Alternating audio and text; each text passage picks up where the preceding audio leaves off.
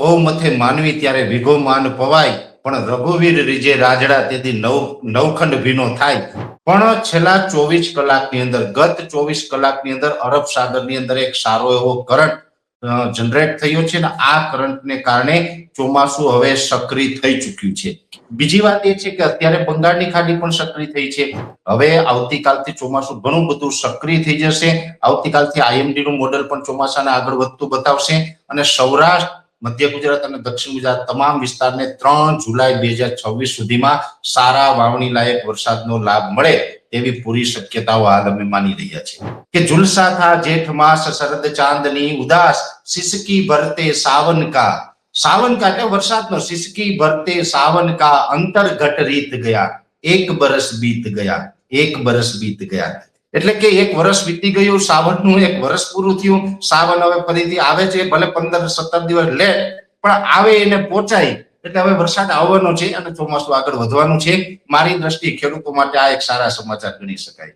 અત્યારે જે ચોમાસું છે એ રોકાયું હતું, એ ફરીથી સક્રિય થયું હોય એવું જોવા મળી રહ્યું છે, કેમ કે ગુજરાતના અમુક વિસ્તારો છે કે જ્યાં વરસાદે જળબંબાકાર જેવી સ્થિતિ સર્જી છે, પરંતુ ગુજરાતના અમુક ભાગો હજુ પણ એવા છે કે જે હજુ પણ વરસાદની રાહ જોઈ રહ્યા છે.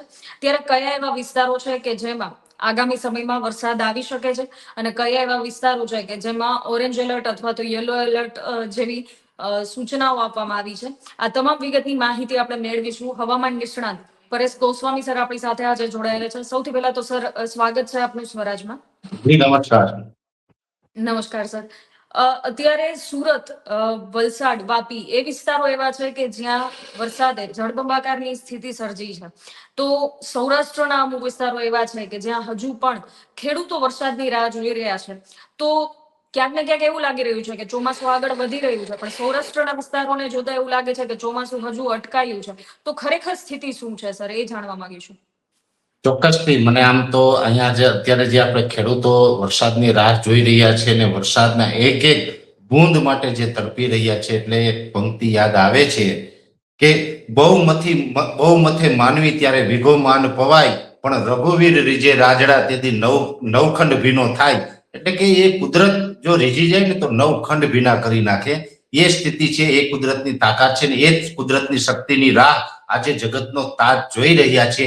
ત્યારે હું આમ તો જણાવી દઉં કે સામાન્ય રીતે જે નૈઋત્યનું ચોમાસું છે એ લગભગ 24 જૂન 2026 ના રોજ દક્ષિણ ગુજરાતને કવર કરી લીધું હતું. દક્ષિણ ગુજરાતના અત્યારે પણ આઈએમડી એટલે કે જે ઇન્ડિયન મિટિયોલોજી ડિપાર્ટમેન્ટના જે મોડેલ બતાવી રહ્યા છે, એ મોડેલ પ્રમાણે જોવા જઈએ તો દક્ષિણ ગુજરાતના તમામ ભાગોની અંદર અત્યારે ચોમાસું સક્રિય છે, જેમાં રાજપીપળા, સુરત, વલસાડ, વાપી, નવસારી, બારડોલી, બીલીમોરા, ડાંગ, આહવા, તાપી આ તમામ વિસ્તારની અંદર ચોમાસું સક્રિય છે. હવે આ ચોમાસું છે હવામાન વિભાગના મોડેલ પ્રમાણે જો આગળ વધ્યું નથી, પણ અલગ અલગ બીજા મોડેલોના આધારે જે મારું આજ દિવસ સુધીનું જે પ્રિડિક્શન છે એ મુજબ ચોમાસાએ ચોક્કસથી આજે પ્રગતિ કરી છે. મારી દ્રષ્ટિએ જોવા જઈએ તો બરોડા સુધી એટલે કે વડોદરા સુધી, મધ્ય ગુજરાતના વડોદરા સુધી ચોમાસું સક્રિય થઈ ચૂક્યું છે, અને સૌરાષ્ટ્રના જે ભાવનગર અને બોટાદના અમુક વિસ્તારો છે ત્યાં સુધી ચોમાસું ટચ થઈ ચૂક્યું છે. આવું મારું વ્યક્તિગત પ્રિડિક્શન છે, વ્યક્તિગત અનુમાન છે. હવે આમ જોવા જઈએ તો ચોમાસું ઘણા સમયથી નિષ્ક્રિય થયું, એમાં બંને છેડા નિષ્ક્રિય થયા હતા. કેમ કે ચોમાસું જયારે આગળ ચાલતું હોય છે ત્યારે પૂર્વ અને પશ્ચિમ બે પાંખ હોય છે એમની. એટલે પૂર્વ પાંખ જે બંગાળની ખાડીમાંથી ચોમાસું આગળ ચાલે છે, અને જે આપણે નોર્થ ઈસ્ટ કહીએ, 7 સિસ્ટર સ્ટેટ કહીએ છીએ, જેની અંદર મણિપુર, મિઝોરમ, નાગાલેન્ડ, સિક્કિમ આ બધા સ્ટેટ આવે છે. હવે એ સ્ટેટ તરફથી આગળ ચાલતું હતું, ત્યાં પણ અરુણાચલ પ્રદેશને આગળ વધી અને ક્રોસ કરી અને ચોમાસું ત્યાં પણ નિષ્ક્રિય થતું આઈએમડી બતાવે છે. અને પશ્ચિમ છેડો એટલે કે અરબ સાગર, જે અરબ સાગરની પાંખ ચાલે તો જ ગુજરાતને લાભ મળતો હોય છે, તો અરબ સાગર તરફથી પણ નિષ્ક્રિય બતાવવામાં આવતું હતું. પણ છેલ્લા 24 કલાકની અંદર, ગત 24 કલાકની અંદર અરબ સાગરની અંદર એક સારો એવો કરંટ જનરેટ થયો છે, ને આ કરંટને કારણે ચોમાસું હવે સક્રિય થઈ ચૂક્યું છે. બીજી વાત એ છે કે અત્યારે બંગાળની ખાડી પણ સક્રિય થઈ છે. બંગાળની ખાડીની અંદર એક લો પ્રેશર સિસ્ટમ બનવા જઈ રહી છે. આવનારા દિવસમાં બંગાળની ખાડીનું જે લો પ્રેશર હશે એમને કારણે પણ ગુજરાતની અંદર સારા વરસાદનો લાભ મળવાનો છે. પણ હવે ક્યારથી અને કેવી રીતે? પહેલી વાત તો એક અમે ઘણા સમયથી કહેતા હતા કે ભાઈ ક્યારે પણ જયારે આગાહી હોય ત્યારે 24-36 કલાક આગળ પાછળ થતું હોય, પણ 28 જૂનથી 3 જુલાઈ સુધીમાં દક્ષિણ ગુજરાત, મધ્ય ગુજરાતના કેટલાય ભાગો અને સૌરાષ્ટ્રના વિસ્તારને સારા વાવણી લાયક વરસાદનો લાભ મળશે. એ મુજબ જોવા જઈએ તો અત્યારે જે મારું વ્યક્તિગત પ્રિડિક્શન છે એ મુજબ હવે આવતીકાલથી ચોમાસું ઘણું બધું સક્રિય થઈ જશે.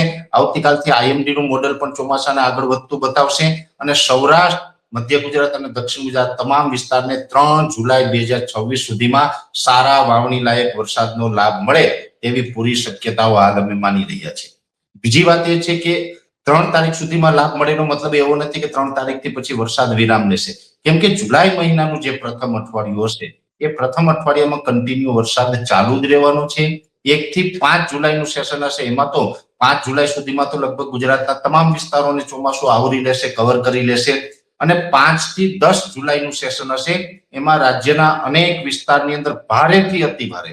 જો મેડમ આમાં જોવાનું એ છે કે અત્યાર સુધી તો આપણે 2-4 ઇંચ વરસાદ પડે તો પણ એમ થઈએ કે બહુ થઈ ગયું, ગરમીમાંથી જેને ખેતી નથી એવું વિચારે કે ગરમીમાંથી રાહત મળી ગઈ, ખેતી છે એવું વિચારે કે વાવણી લાયક વરસાદ થઈ ગયો, સારું થઈ ગયું છે, ઓરવીને જેને વાવેતર કરેલું છે એને પણ એક પિયતની વ્યવસ્થા થઈ ગઈ. ઘણી બધી રીતે લોકો છે ખુશ થતા હોય છે ચોમાસાના આગમનથી. પણ આ જે ચોમાસું હશે 3-4 તારીખ સુધી, 5 તારીખ સુધી એમાં મધ્યમ સામાન્ય વરસાદ એટલે કે વાવણી લાયક વરસાદ કમસે કમ પડે. પણ 5 થી 10 જુલાઈનું સેશન હશે એમાં ભારેથી અતિ ભારે એટલે કે અનેક જગ્યાએ 5-7 ઇંચ, 8 ઇંચ, 10 ઇંચ સુધીના પણ વરસાદ સંભવ છે. આ પ્રકારનું ચોમાસું છે હવે આગળ વધવાનું છે. સામાન્ય રીતે જોવા જઈએ તો જે અમારું અનુમાન હતું કે જૂન અને જુલાઈ આ બંને છે સામાન્ય કરતા થોડાક નબળા રહેવાના છે. તો દર વર્ષે જે જૂન મહિનામાં વરસાદ પડે છે એમના કરતા આ વર્ષે એટલે કે વર્ષ 2026 ની અંદર ચોમાસા દરમિયાન જૂન મહિના દરમિયાન વરસાદ છે એ 17% વરસ્યો છે. હવે આજના જે વરસાદ છે, આજે વહેલી સવારથી સુરત કે દક્ષિણ ગુજરાતમાં, વડોદરાની અંદર પણ વરસાદ જોવા મળ્યો, આજે સૌરાષ્ટ્રના છૂટાછવાયા ભાગોમાં પણ વરસાદ નોંધાયો છે. આ તમામ વરસાદના આંકડાઓ સાથે જોડશે તો કદાચ 2 થી 3% ઇન્ક્રીઝ થશે એમાં. એટલે કે જે 17% વરસાદ છે કદાચ 20% એ પહોંચે જૂન મહિનાની અંદર. આનાથી વધારે વરસાદ આપણે નથી એટલે 80% સુધી જૂન મહિનાની ઘટ છે. પછી જુલાઈમાં છે એમાં પણ વરસાદ એકંદરે સારા એવા વરસતા રહેવાના છે. ખાસ કરીને જુલાઈ મહિનામાં દર વર્ષે પડે એટલો બધો નહીં, પણ એના કરતા થોડુંક સામાન્ય કરતા ઓછો વરસાદ, પણ વરસાદ કન્ટિન્યુ રહેશે. અત્યારે જે જૂન મહિનામાં કન્ટિન્યુ આપણે વરસાદનો ગેપ જોયો છે એવો ગેપ નહીં જોવા મળે. કન્ટિન્યુ વરસાદ હશે, પણ મેં આપને જણાવ્યું કે જે જુલાઈ મહિનામાં દર વર્ષે એવું થતું હોય કે ઘણી જગ્યાએ આપણે એવા સમાચાર પ્રાપ્ત થાય કે આ ડેમો ઓવરફ્લો થયો છે, પેલો ડેમો ઓવરફ્લો થયો છે, અલગ અલગ જે રાજ્યના અલગ અલગ મોટા મોટા ડેમો ઓવરફ્લો થવાના સમાચાર પ્રાપ્ત થતા હોય એવા સમાચારો કદાચ જુલાઈમાં પ્રાપ્ત ન થાય, પણ વરસાદ છે એ કન્ટિન્યુ જુલાઈમાં પણ રાબેતા મુજબ રહેવાનો છે. એટલે એટલું ચોક્કસ કહી શકાય કે હવે ચોમાસું છે આગળ વધી રહ્યું છે. ઠીક છે, 15-17 દિવસ ચોમાસું આપણે આને લેટ ગણી શકાય, પણ દેર આયે દુરુસ્ત આયે. અને એમાં પણ એક વર્ષ પૂરું થાય અને ચોમાસું જ્યારે આવે ત્યારે આખી જે અંદરની ફિલિંગ હોય છે માનવ જાતની એ આખી અલગ હોય છે. આપણે કહીએ છીએ ને 1 વર્ષ પૂરું થાય એટલે ચોમાસાનું આગમન આવે, એટલે એની અંદર એના જેવું છે કે આપણે 1 વર્ષ પૂરું થાય એટલે કે આ જેઠ મહિનો એક તો ચાલે છે અને જેઠ મહિનાની મને જે કવિતા હિન્દી શાયદ એક કવિતા છે કે झुलसा था जेठ मास शरद चांदनी उदास सिसकी भरते सावन का. सावन का એટલે વરસાદનો સિસકી ભરતે સાવન કા અંતર ઘટ રીત ગયા, 1 બરસ બીત ગયા, 1 બરસ બીત ગયા. એટલે કે 1 વર્ષ વીતી ગયું, સાવનનું 1 વર્ષ પૂરું થયું. સાવન હવે ફરીથી આવે છે, ભલે 15-17 દિવસ લેટ, પણ આવે એને પહોંચાય એટલે હવે વરસાદ આવવાનો છે અને ચોમાસું આગળ વધવાનું છે. મારી દ્રષ્ટિએ ખેડૂતો માટે આ એક સારા સમાચાર ગણી શકાય. ખેડૂતો માટે સારા સમાચાર તો આપણે આપી દીધા સર. એ સાથે હજુ એક સવાલ છે કે જેમ આપણે જણાવ્યું કે વરસાદ આગળ જતા એવું પણ થઈ શકશે કે 6 ઇંચ, 8 ઇંચ, 10 ઇંચ જેટલો વરસાદ કદાચ આવી શકે છે. તો એ કયા વિસ્તારોને વધુ અસરગ્રસ્ત રહેશે, કયા વિસ્તારો છે કે જે વધુ અસરગ્રસ્ત રહેશે, તો એક અનુમાન પરથી જાણી શકીએ. આમ તો જે બંગાળની ખાડીની સિસ્ટમ આવશે એ 5 થી 10 જુલાઈ વચ્ચે આવે અત્યારે એવું અનુમાન છે. પછી સિસ્ટમ કદાચ થોડી ઘણી આગળ પાછળ મૂવ કરે એ વાત અલગ છે. આજની તારીખનું જે ચિત્ર છે એ મુજબ જોવા જઈએ તો છોટાઉદેપુર હોય, રાજપીપળા છે, સુરત, વડોદરા, આણંદ, નડિયાદ, ખેડા એટલે મોટા ભાગના આમ તો મધ્ય ગુજરાતના વિસ્તાર હશે અને દક્ષિણ ગુજરાતના સુરત સુધીના વિસ્તાર. સુરત થી બહુ વધારે દક્ષિણમાં એની અસર નહીં જોવા મળે, ત્યાં વરસાદ હશે 5 થી 10 માં, પણ જે વડોદરા અને આણંદ નડિયાદ ખેડામાં હોય એટલો નહીં. એટલે આણંદ નડિયાદ ખેડા વડોદરા હોય, છોટાઉદેપુર છે, રાજપીપળાના અમુક વિસ્તાર, સુરતના અમુક વિસ્તાર, બોટાદ, ભાવનગર આ જે તમામ વિસ્તારો છે એમાં થોડોક વરસાદની તીવ્રતા છે વધારે જોવા મળે અને બીજા વિસ્તારમાં મધ્યમ જોવા મળે. આ પ્રકારની જે સિસ્ટમ છે એ 5 થી 10 જુલાઈ દરમિયાન જોવા મળશે. જો કે 5 થી 10 જુલાઈમાં ફરીથી આપણે કહું 5 થી 10 જુલાઈમાં એ સિસ્ટમ જોવા મળશે. ભારેથી અતિ ભારે વરસાદની આપણે વાત કરી રહ્યા છીએ.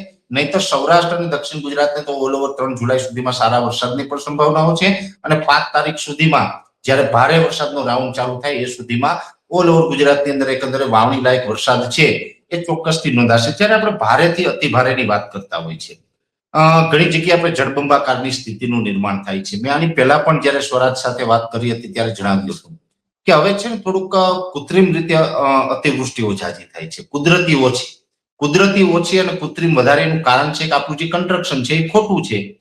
વરસાદની જે વૈજ્ઞાનિક ઢબે જે એવરેજ છે અને આપણી જે જમીનની જે સપાટી છે ખાસ કરીને ગુજરાતની જમીનની સપાટી એવી છે કે 1 કલાકની અંદર 3.5 ઇંચ વરસાદ પડે એવો જ વરસાદ કદાચ 24 કલાક પડે 36 કલાક પડે તો પાણી ન ભરાય, જળબંબાકારની સ્થિતિ ન થાય. કેમ કે જમીનની ક્ષમતા એટલી છે કે 1 કલાકે 3.5 ઇંચ સુધી વરસાદ પડે, પછી કલાકમાં 2 ઇંચ પડે, 2.5 ઇંચ પડે, 3 ઇંચ પડે 1 કલાકમાં, કે 1 કલાકમાં મેક્સિમમ 3.5. આટલો વરસાદ જો 1 કલાકે એવરેજ પડતો હોય તો જમીન છે પાણીનો નિકાલ કરવા માટે સક્ષમ છે, જળબંબાકારની સ્થિતિ થતી નથી. પણ 1 કલાકે 3.5 ઇંચ કરતા વધારે વરસાદ વરસે અને એવો વરસાદ 2 કે 4 કલાક પડે એટલે જળબંબાકારની સ્થિતિનું નિર્માણ થાય છે. નીચાણવાળા વિસ્તારમાં ઘરોમાં પણ પાણી ભરાઈ જાય આ પ્રકારના દ્રશ્ય જોવા મળતા હોય છે. પણ હવે આજકાલ થયું છે શું કે ઘણી જગ્યાએ ખોટી રીતે બાંધકામ છે, શહેરમાંથી જે હોકળાઓ પસાર થતા હોય એના ઉપર બાંધકામ થયું છે. અમુક જગ્યાએ એવી રીતના જે દિવાલો કરી દેવામાં આવી છે જેથી કરીને પાણીનો નિકાલ નથી થતો. એટલે કૃત્રિમ રીતે જળબંબાકાર થાય કે 1 કલાકે 3.5 ઇંચ કરતા ઓછો વરસાદ પડ્યો હોય તો પણ શહેરોની અંદર પાણી ભરાઈ જાય છે. આજે ગટર લાઈનોની એ પ્રકારની આખી જે વ્યવસ્થા થઈ ગઈ છે કે એમાંથી પાણીનો નિકાલ નથી થતો. અંડરબ્રિજો બની ગયા છે. પછી ઘણી વખત એવું થાય અંડરબ્રિજ હોય તો સ્વાભાવિક રીતે ત્યાં તો બધું પાણી ભરાવાનું જ છે અને એના દ્રશ્યો જોઈને કોઈ જળબંબાકાર ગણતા હોય તો એ કુદરતી અતિવૃષ્ટિ મારી દ્રષ્ટિએ ન કહેવાય. એ તો કૃત્રિમ આપણું જે કન્સ્ટ્રક્શન છે એ કન્સ્ટ્રક્શન મુજબ એ અતિવૃષ્ટિ થતી હોય. પણ જે જમીની ભાગો છે દાખલા તરીકે તમે શહેરથી બહાર નીકળી જાઓ અને જે વાડી વિસ્તાર છે, ખેતરો છે, ખુલ્લા જે પ્લોટો છે એ વિસ્તારમાં તમે જોશો તો 1 કલાકે 3.5 ઇંચ સુધી 24 કલાક કન્ટિન્યુ આ પ્રકારનો વરસાદ પડશે તો પણ ત્યાં 1 ફૂટથી વધારે પાણી નહીં ભરાય. કેમ કે જમીન છે પાણી નિકાલ માટે સક્ષમ છે અને એ પાણીનો નિકાલ કરી દેતી હોય છે. પણ મોટા ભાગે આ બધા પ્રશ્નો થાય છે શહેરીકરણ જે આપણું થયું છે અને ખોટું બાંધકામ થયું છે. એટલે શહેરની અંદર વધારે પડતા રાજકોટ હોય, અમદાવાદ હોય, વડોદરા હોય, સુરત હોય, વલસાડ હોય આ મોટા સિટીની અંદર આ પરિસ્થિતિનું નિર્માણ થતું હોય છે. ટૂંકમાં જે જગ્યાએ જમીનને શ્વાસ લેવાની જગ્યા રોકી દીધી છે બસ એ જગ્યાની આ વાત છે. અને આ સિવાય સર અત્યારે હજુ પણ અમુક ખેડૂતો છે કે જે વાવણીની રાહ જોઈ રહ્યા છે. અમુક વિસ્તારના ખેડૂતો છે કે જે હજુ પણ રાહ જોવે છે કે એક વરસાદ નજીક આવે પછી કરીએ વાવણી. તો એ ખેડૂતો માટે આપ શું કહેવા માંગશો?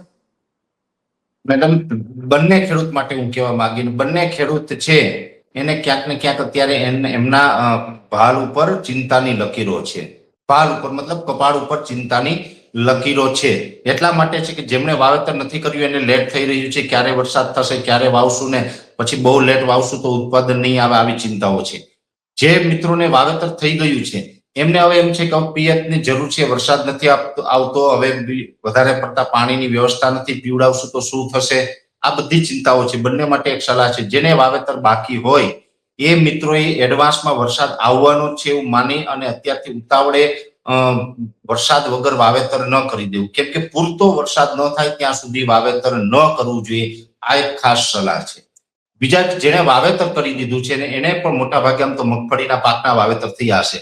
મગફળીનો પાક એવો છે કે એ પાકને 40 થી 45 દિવસ એ જ્યારે વાવેતર થઈ એ પાક ઉગી જાય છે 40 થી 45 દિવસ સુધી એને જો પાણી નહીં મળે તો પણ એ સુકાશે નહીં. કેમ કે એની ક્ષમતા છે એ પ્રકારની. મગફળીને બહુ શરૂઆતમાં પાણીની જરૂર ના પડતી હોય એટલે અત્યારે બિનજરૂરી જરૂર ના હોય બહુ સુકાતું પાણી આપવું પડે વાત અલગ, પણ બહુ ના સુકાતું હોય તો પિયત આપવું નહીં. ઘણા બધા ખેડૂતો અત્યારે જે ભૂલ કરી રહ્યા છે પાણી આપી રહ્યા છે. હવે પાણી આપે છે એનાથી થાય છે શું કે તો પાણી આપીએ એટલે ભેજનું પ્રમાણ વધવાનું છે જમીનમાં, ઉપરથી ગરમી છે, તડકો છે, ગરમી છે અને નીચેથી ભેજ આવે એટલે બંનેને કારણે એમાં ફૂગ ડેવલપ થઈ રહી છે. અત્યારે મેં છેલ્લા 2 દિવસની અંદર ઘણા બધા ગ્રામ્ય વિસ્તારની મુલાકાત લીધી, ખેડૂતોની મુલાકાત લીધી, ખેડૂતના ફિલ્ડ ઉપર જઈને જોયું છે. એમાં મને જે નજર સમક્ષ દેખાણું છે ને, જે ફૂગ છે એ મેં મારી રીતે એનું રિસર્ચ કર્યું છે એ મુજબ એને અલ્ટરનેરિયા બ્લાઇટ કહેવામાં આવે એગ્રીકલ્ચર સાયન્સમાં. અલ્ટરનેરિયા બ્લાઇટ એટલે ખેડૂતની ભાષામાં આગોતરો સુકારો.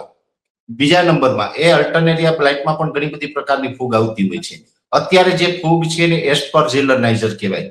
એસ્પરજિલરનાઇઝર એટલે કાળી ફૂગ હશે, સફેદ ફૂગ નહીં હોય. એ ફૂગ હશે પણ કાળી ફૂગ હશે, એસ્પરજિલરનાઇઝર છે.